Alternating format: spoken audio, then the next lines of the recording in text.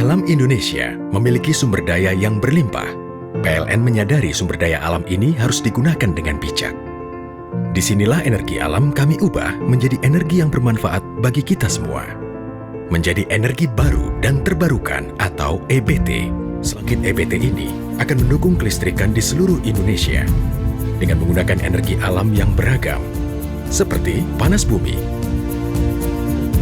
pembangkit tenaga air, pembangkit tenaga angin, serta EBT skala kecil tersebar berupa PLTS, biomasa, biofuel, biogas, dan gasifikasi batu bara. Kami yakin yang alam berikan adalah untuk dijaga dan digunakan dengan bijak untuk kepentingan generasi kini hingga generasi mendatang.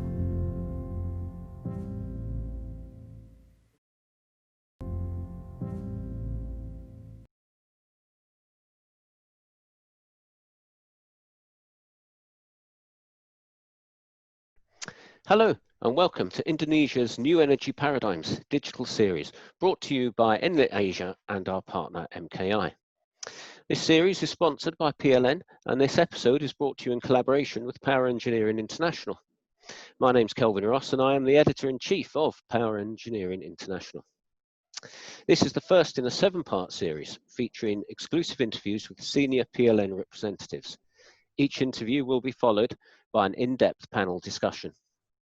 You can find out more about the next 6 episodes, how to get involved with them, plus details of the wider series, all on the Inlet Asia website. While Pak Zulkifli will not be taking live questions today, you can submit any questions you might have during the course of our interview into the Ask question box, which you should see on the right-hand side of your screen. PLN will collate the questions and respond to as many of them as possible. You'll receive the responses by email in the next few days. Now, it gives me great pleasure to introduce my interviewee for the day, Pak Zulkifli. Thank you very much for joining me today. Thank you also. So, first of all, PLN is Indonesia's state-owned electricity company, serving a huge population, 75 million customers. What's your vision as head of one of the largest electrical utilities in the world? Indonesia has 250 million people. Practically for more than 75 years, PLN has faced various challenges to electrify the nation, and its future requires electricity. There is no future without it. Part of my vision is that I would like to improve the customer's experience with our services. So we have to improve the reliability of our supply. It's also my belief that no company is able to fulfill its mandate without a strong financial performance. So PLN needs a very good, very healthy, and sustainable financial condition. This means that we need to improve our financial condition in order to better serve our customer and support our mandate. We are also going to redouble our effort to meet the government target of 23% of renewables by 2025. Right now, the percentage is around 14%. You've been president for 6 months. That's been quite a turbulent 6 months for the wider world, and I'm wondering how those 6 months have been for you, what the situation has been like, and how it will be going forward for you. During my first 6 months in PLN, I have been working with many brilliant, dedicated, and highly motivated fellow PLNers. Our colleagues in PLN to this day work unyieldingly and full of pride to electrify our country. And it's established PLN culture as it is now. It's our strong Nowadays, the challenge become more complex, riskier, and dynamic. In the future, electricity will increase to be used in everyday life. Customer will also demand better services. Environmentally friendly energy will become the main energy in the future as the price is getting competitive. To answer this challenge, we vision PLN goes beyond generation. We create the PLN transformation program. We will do our business efficiently with various steps, such as digitalization from generation to distribution and enhancing our customer experience. PLN is the only company in Indonesia that have more than 75 million customers, and they all deserve our fine service. In the future, we will strengthening the electricity sector and developing the non-electricity business as well. But it still exists within the scope of our assets and resources with the intention to reduce government subsidy on electricity. With PLN transformation, what we have to do is strengthening PLN Group as a whole. There are several new business that we are developing. Some have started, for example, the public electricity vehicle charging station. It is similar to gas station, but for electric cars. We have also prepared several other business plans. This year, the transformation of PLN would hopefully have reached each customer, whether retail, household, or industry. That's really interesting. You've talked a lot there about the transformation and how the customer will be at the heart of that transformation. I'm wondering, what innovations have you put in place and do you plan to put in place to increase customer satisfaction? Today's customers are very different from 5 or 10 years ago. A service provider who doesn't want to change and here will be left by customers and the business will not grow. Now PLN is preparing the new PLN mobile application that will be more customer friendly in managing their need. Through the PLN mobile, we want to provide new experience to customer. How ease of getting electricity services, submitting complaints, or even paying monthly bills. This new PLN mobile will have better user interface and ease of use. There is no need to go anywhere to purchase electricity tokens, installing new connection, and power or pay bills. In the application, we have updated notification will appear when there is a power outage due to maintenance. Customer will be notified in advance and it is customized only to affected customer. We also use geospatial technology so that each customer position can be known and what information they need most can be accurately managed. This new PLN mobile application is one of the 20 PLN breakthrough initiative, exploring from experience of PLN expert in providing electricity services and strategically group into our 4 corporate aspirations. Number 1, lean, ensuring reliable and efficient electricity procurement process. Green, increasing generation capacity from renewable energy to support achievement of more environmentally friendly electricity energy mix. Number 3, innovative, developing new business from our existing and future resources such as fiber optics and electricity for electric vehicle. And 4, customer focus, becoming the #1 choice for customer and pursuing a target of 100% electrification. We've talked about the challenges you face with such a huge population, but the other challenge is just the geographical makeup of Indonesia. It's a massive island, it's a huge archipelago.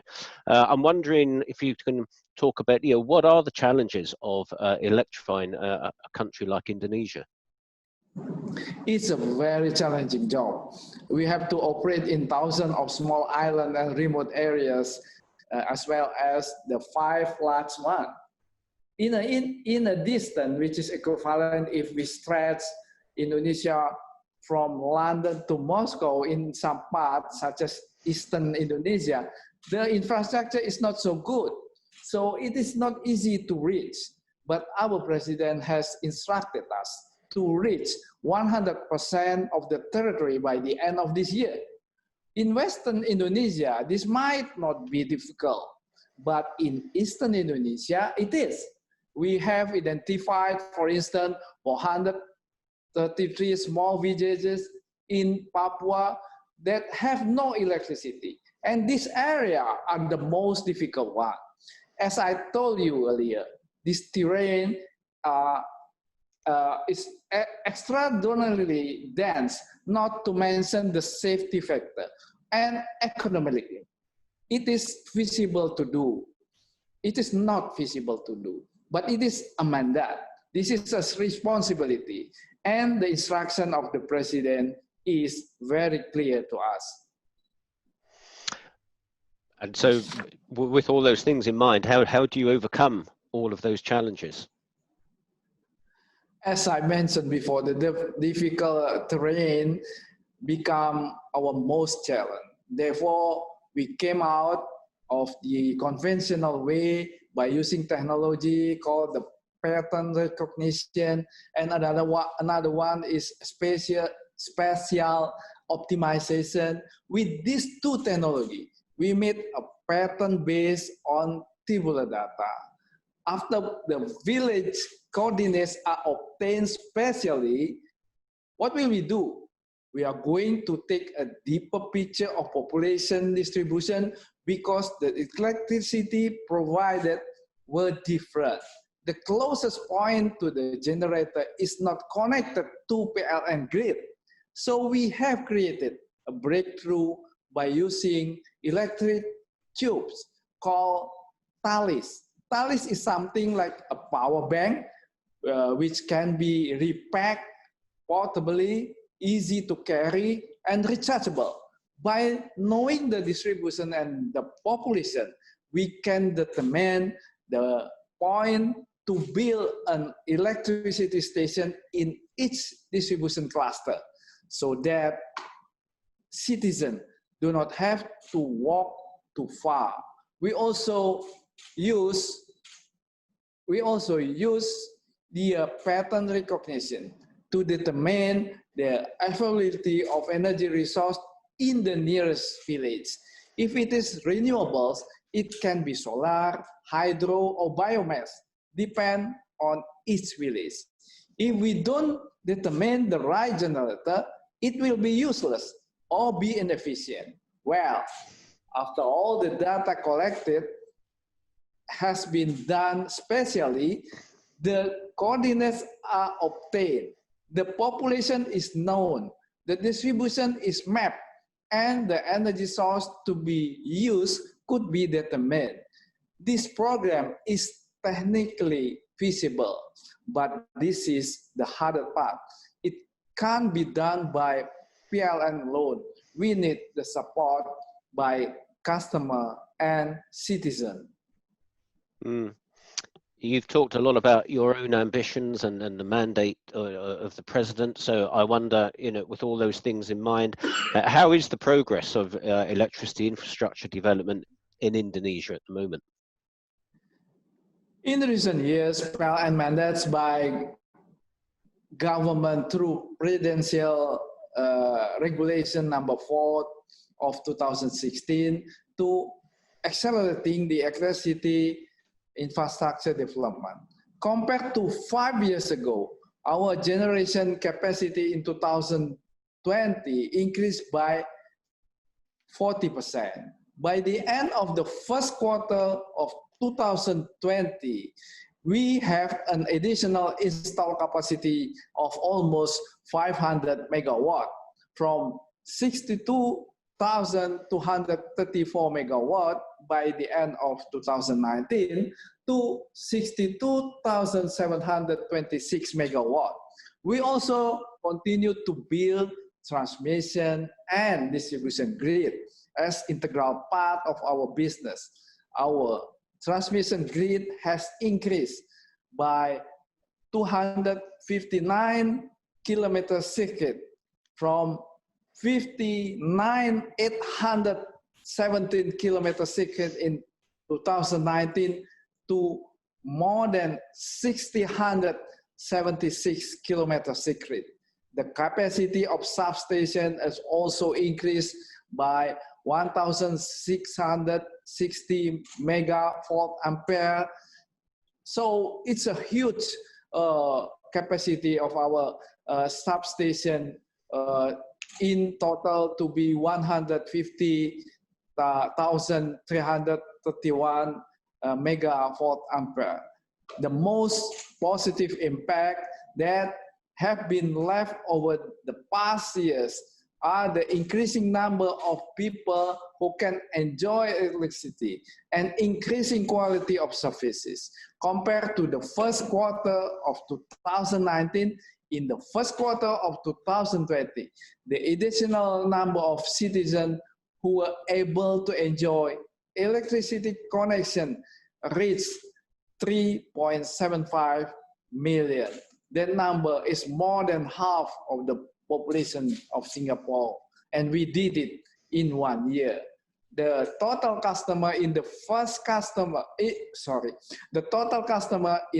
quarter of 2020 become 76.52 million customer, and our electricity ratio has been increased to 98.93%. Due to the progress of electricity infrastructure projects over the past few years, PLN has succeeded to increase competitiveness and ease of doing business in Indonesia, region that were previously difficult to improve due insufficiency of electricity supply are now beginning to accelerate. The ease of investment rating allied to electricity accessibility increased to 33rd from the previous year, 5 level lower. That's very impressive statistics there you've given us. I've jotted a few down. You've been in your role for 6 months. In those 6 months, the world has faced a global pandemic outbreak, which has had an impact on every economy. Indonesia has been one of them. I'm wondering what have been PLN's steps in dealing with the COVID-19 pandemic?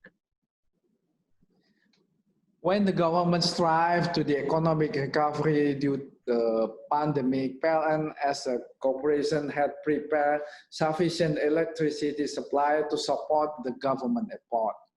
We try our best to make sure that our customer get an uninterruptible electricity supply during pandemic period. In turn, I believe that availability of electricity supply still stimulates the economic recovery process. PLN strongly support the program of the President to free electricity bills for tariff 450 VA household, business and industry customer, and 50% discount for 900 VA subsidized household customer during pandemic, as badly needed by less fortunate Indonesian that most affected by the pandemic. We have quickly prepared operational steps to carry out the orders of the president. Electricity waiver and electricity discount will be very beneficial to those that most affected by the pandemic. That's fascinating. I'm afraid we have run out of time, but I think everyone watching would agree that you've given us a fantastic overview of the challenges and the opportunities of what it's like to be in charge of one of the biggest electricity utilities in the world. So I'd like to thank you very much, Pak Zulkifli, for your time joining me today. I'd like to remind everyone watching and listening that this is the first of 6 episodes in this series, with the next one coming up on 29th of July, when we'll be exploring the role of coal in PLN's future energy strategy, specifically looking at how coal remains relevant as Indonesia looks towards a cleaner energy future. Don't forget, you can find out more about this series and indeed the live Enlit Asia event taking place in March on the Enlit Asia website. And with that, I'd like to thank Pak Zulkifli once again, and all of you for joining us today. We look forward to seeing you soon. Thank you very much.